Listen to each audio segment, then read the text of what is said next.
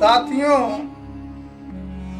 आज का चर्चा का विषय है कि हमारे देश में जो आजादी का आंदोलन चलाया जा रहा था वह सभी लोगों के आजादी का आंदोलन नहीं था, बल्कि यह ब्राह्मणों के आजादी का आंदोलन था।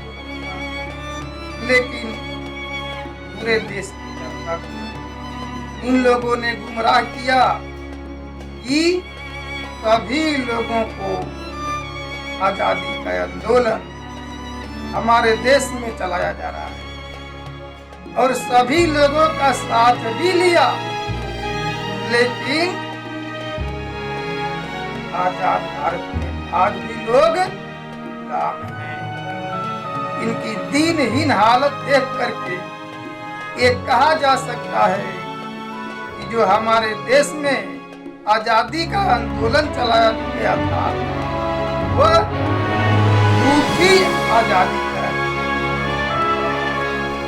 और इस बात का पर्दाफाश ब्राह्मण ने ही किया है, कोई दूसरा नहीं किया है। वो हमारे देश में आजादी का आंदोलन ब्राह्मणों की आजादी का आंदोलन था। इसका पर्दाफाश राहुल शंकर उर्फ केदारनाथ पांडे ने अपनी पुस्तक गोलगा से गंगा में किया है, जो आजमगढ़ का आदमी है। उन्होंने गोलगा से गंगा में क्या लिखा गया है, उसमें नाना साहब पेशवा और मंगल पांडे की वार्ता लिखी गई है। नाना साहब पेशवा मंगल पांडे से कहता है कि हमें अपने आजादी की लड़ाई लड़नी चाहिए। तो फिर मंगल पांडे कहता है कि हमें यदि अपनी आजादी की लड़ाई लड़ेंगे हम लोग, तो दूसरे लोग हमारा साथ क्यों देंगे। तब फिर नाना साहब पेशवा कहता है कि नहीं, हमको ये नहीं कहना है कि हम लोग अपने आजादी की लड़ाई लड़ रहे हैं, बल्कि हमको ये कहना है कि हम लोग सभी लोगों को आजादी की लड़ाई लड़ रहे हैं। यानी हम लोग सभी लोगों का आजादी की लड़ाई लड़ रहे हैं और आंदोलन कर रहे हैं। इसके लिए गोपाल कृष्ण गोखले और गोविंद रानाडे ज्योतिबा फूले को लिखित में निमंत्रण देते हैं कि जो कांग्रेस के द्वारा हमारे देश में आजादी की लड़ाई लड़ी जा रही है उसमें आप साथ सहयोग करिए। जो ज्योतिबा फूले शूद्रों और अति शूद्रों की लड़ाई लड़ रहे थे, जो 1848 से लड़ाई लड़ रहे थे शूद्रों अति शूद्रों का। जब शूद्रों और अति शूद्रों के गुलामी के कारणों का पता लगाया तो ये पता लगाया कि अशिक्षा ही उनके गुलामी का कारण है। तब शूद्रों और अति शूद्रों को शिक्षित करने के लिए स्कूल खोले तो ब्राह्मण टीचर मिलता नहीं था। तब उन्होंने अपने पत्नी माता सावित्रीबाई फूले को पढ़ा लिखा करके टीचर बनाया और शूद्रों के बस्तियों में, अति शूद्रों के बस्तियों में पढ़ने के लिए भेजने लगे, पढ़ाने के लिए भेजने लगे। तो ब्राह्मणों के घर की औरतें उनके ऊपर कीचड़, माटी, गोबर फेंकती थी। ज्योतिबा फूले जब 1873 में सत्यशोधक समाज बनाए और सत्यशोधक समाज बना करके जब हम लोगों के आज़ादी की लड़ाई शुरू किए, मूल निवासियों के आज़ादी की लड़ाई शुरू किए, तो सबसे ज्यादा उसका विद्रोह यदि किसी ब्राह्मण ने किया तो स्वामी दयानंद सरस्वती, उन्होंने आर्य समाज का निर्माण किया और अछूतों में, शूद्रों में जनेऊ पहनो और ऊंचा बनो अभियान चलाया। तो जो लोग ओबीसी के लोग, जिनको ज्योतिबा राव फूले के आंदोलन में शामिल होना चाहिए, वह बड़ा होने के लालसा में इनका आंदोलन को छोड़ दिए और ब्राह्मणों के आंदोलन में शामिल हो गए। तो हमारा कहने का मतलब यह है कि जो व्यक्ति अपने लोगों की आजादी की लड़ाई लड़ रहे थे, ज्योतिबा राव फूले, उनको ये लोग आमंत्रण किए कि आप कांग्रेस के द्वारा जो हमारे देश में अपने आजादी की लड़ाई लड़ी जा रही है उसमें साथ सहयोग करें। तो ज्योतिबा राव फूले ने कहा कि तुम लोग ऊंट पे बैठ करके बकरियां चराने वाले, तुम्ही लोगों ने ऊंच नीच, छुआछूत, भेदभाव, असमानता का निर्माण किया है। तुम हमारे साथ समानता का व्यवहार करने वाले कहाँ हो? मैं तुम्हारे इस आजादी के आंदोलन में शामिल नहीं हो सकता।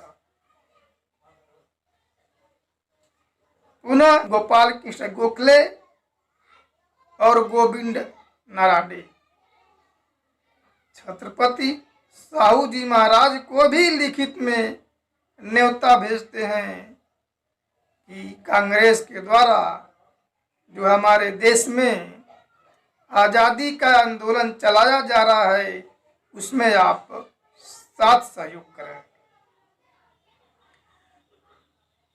तो छत्रपति साहू जी महाराज ने भी लिखित में जवाब दिया कि हमारा समाज बकरे के समान है, मैं इसे भेड़ियों के झुंड में नहीं भेज सकता। अरे जब तुम लोग हमारे जैसे भैंसे को विचलित कर सकते हो तो हमारी भोली भाली जनता के साथ क्या करोगे? यानी वो भी उनके आंदोलन में शामिल नहीं हुए। बाबा साहब डॉक्टर BR अम्बेडकर अमेरिका में रह करके पढ़ाई कर रहे थे, तो वहाँ पे लाला लाजपत राय जाता है और कहता है बाबा साहब डॉक्टर BR अम्बेडकर से, जो भारत वर्ष में कांग्रेस के द्वारा आज़ादी का आंदोलन चलाया जा रहा है उसमें आप शामिल हो जाइए, साथ सहयोग करिए। तो बाबा साहब डॉक्टर BR अम्बेडकर ने जवाब दिया कि अभी मैं पढ़ने के लिए आया हूँ, सीखने के लिए आया हूँ, पढ़ने दो, सीखने दो, जब भारत में आएंगे तब देखा जाएगा। बाबा साहब डॉक्टर BR अम्बेडकर जब भारत में आए तो उन्होंने बहिष्कृत भारत नामक पत्रिका में वो पेपर निकालते थे। उस बहिष्कृत भारत नामक पत्रिका में, अखबार में अपनी प्रतिक्रिया देते हुए कहा कि गुलामी में जिसकी बातें सहन नहीं होती है, आजादी में लाते खानी पड़ेगी। आज बाबा साहब डॉक्टर BR अम्बेडकर की कही हुई बात सत्य हो गई है कि हमारे देश में आज भी शूद्रों के साथ, अछूतों के साथ अन्याय अत्याचार होता है। दिन दहाड़े मारा जा रहा है। ऊना की घटना देख लीजिए, मुजफ्फरनगर की घटना देख लीजिए, अभी गोरखपुर में गगहा में थाने में दलितों को दौड़ा दौड़ा करके लोग मारे थे, गोलियां भी चली थी। आज व्हाट्सएप पे, फेसबुक पे हत्याएं दिखाया जा रहा है। कहीं कुल्हाड़ी से लोग मारते हैं, कहीं तलवार से मार के काट देते हैं। आज भी अन्याय अत्याचार होता है। कहीं घोड़ी पे बैठने पे गोली मार दी जाती है, मूछ रखने पे मूछ काट दिया जाता है। आज भी खटिया पे राजस्थान गुजरात में लोग नहीं बैठ सकते हैं। तो दोस्तों, जो बाबा साहब डॉक्टर B.R. अम्बेडकर कहे थे कि गुलामी में जिसकी बातें सहन नहीं होती है, आजादी में लाते खाने पड़ेगी। आज उनके द्वारा कही हुई बात सत्य हो गई है। 1925 में जब पेरियार E.V. रामास्वामी नायकर जी मद्रास राज्य के कांग्रेस के प्रेसिडेंट थे, तो उनको सरकारी पैसे पे चलने वाले हॉस्टलों का जांच करने का मिला। तो जब उन्होंने जांच किया तो पाया कि शूद्रों की रसोइयां अलग है और ब्राह्मणों की रसोइयां अलग है। तब उन्होंने कहा कि सरकारी पैसे पे इस तरह का भेदभाव नहीं चल सकता। यदि गांधी और नेहरू इसी प्रकार से काम करते रहे तो हमारे देश में लोकतंत्र नहीं बल्कि ब्राह्मण तंत्र की स्थापना हो जाएगा। आज उनका कही हुई बात सत्य हो गई है कि आज जो पार्लियामेंट में कानून बनाते हैं, 387 ब्राह्मण क्षत्रिय और उसके तत्सम जात उच्च जात के लोग हैं। 543 में से और इंडियन एडमिनिस्ट्रेटिव सर्विस में जो कार्यपालिका है, कार्यपालिका में 79.2% ब्राह्मण और उसके तत्सम ऊंचे जात के लोग हैं, यानी 80%। मीडिया में 98%, जमीन में 96%, जुडिशरी में भी 99% ब्राह्मणों का कब्जा है। जबकि हमारे लोग लड़े थे इसलिए कि हमारा देश आजाद होगा तो हम भी आजाद हो जाएंगे और शासन प्रशासन में जर जमीन में हमको हिस्सेदारी मिलेगी, आबादी के अनुपात में हमको भी हिस्सा बखरा मिलेगा, ये सोच करके लड़े थे। लेकिन उनको हिस्सा बखरा कौन कह देने के लिए? उनका तो इतिहास में कहीं नाम भी लोग नहीं लिखे, उनके नाम का कहीं इतिहास भी नहीं लिखा गया।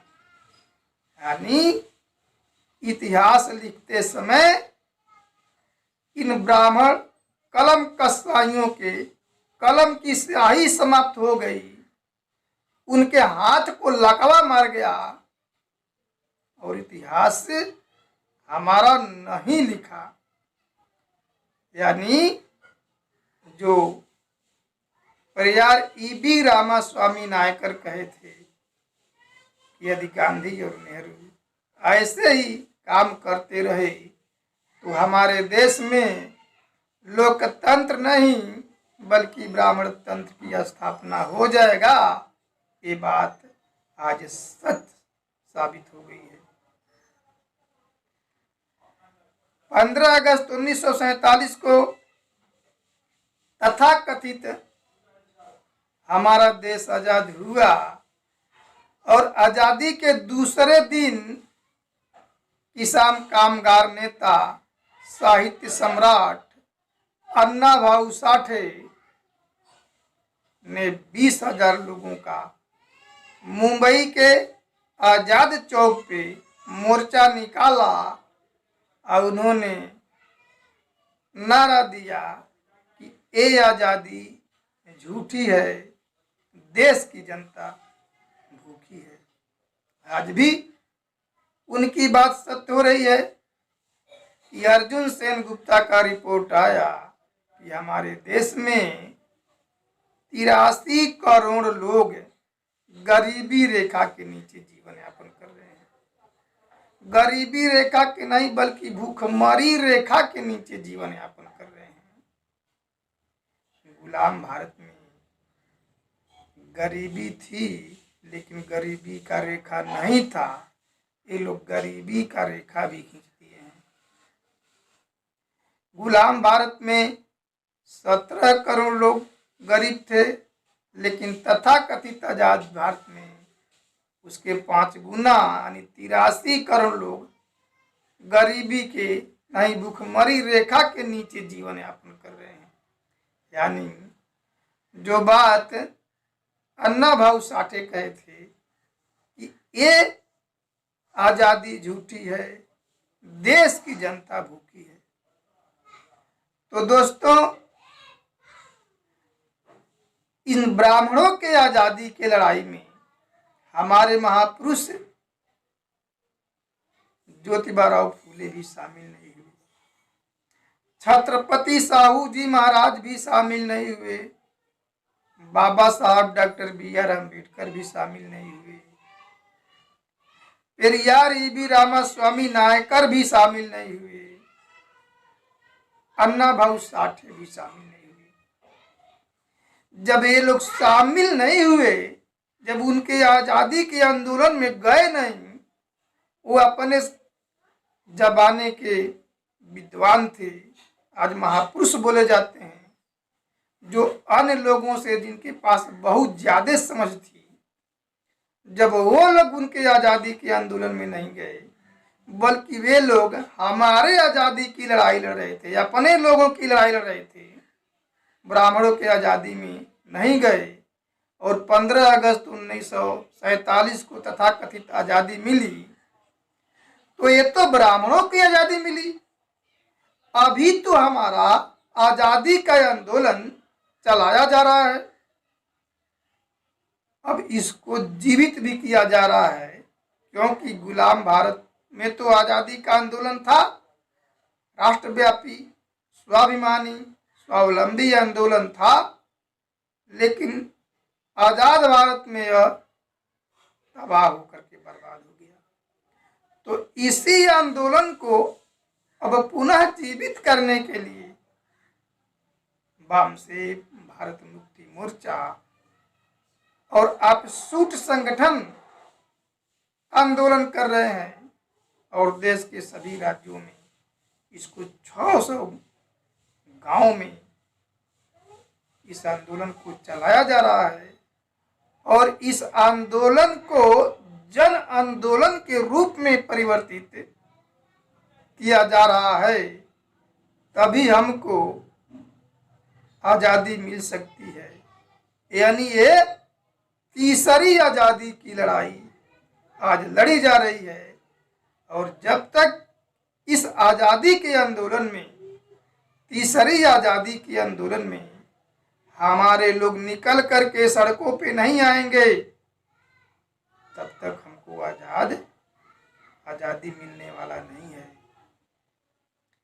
तो दोस्तों, इसके लिए आप लोगों को तन मन धन से साथ देना होगा, बुद्धि पैसा समय श्रम हुनर से साथ देना होगा, तभी सही मायने में हमारा देश आजाद हो सकता है। ब्राह्मणवादी व्यवस्था ही गुलामी है। तो दोस्तों, आप लोग साथ सहयोग करेंगे, ऐसा हमारा आशा और विश्वास है। आप लोगों ने हमारी बात को ध्यानपूर्वक सुना, उसके लिए धन्यवाद। जय गुरु निवासी।